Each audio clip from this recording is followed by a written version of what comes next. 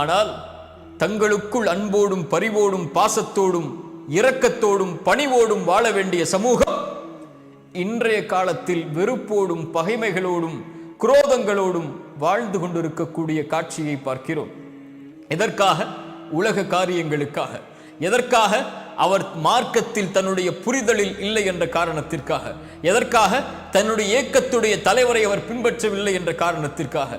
எதற்காக? தன்னுடைய ஜமாஅத்தை அவர் சார்ந்தவர் இல்லை என்ற காரணத்திற்காக. எதற்காக?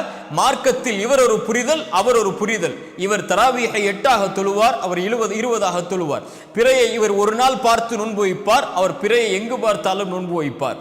அவர் தக்பீரை நெஞ்சின் மீது கட்டுவார், ஒருவர் தக்பீரை வயிற்றின் மீது கட்டுவார். ஒருவர் கையசைப்பார், ஒருவர் கையசைக்க மாட்டார். ஒருவர் தொப்பி அணிவார், ஒருவர் தொப்பி அணிய மாட்டார். இப்படி பல காரணங்களுக்காக சமூகம் தங்களுக்குள் பகைமையை வெறுப்பை காட்டக்கூடிய காட்சியை இன்று உலகத்திலே பார்க்கிறோம்.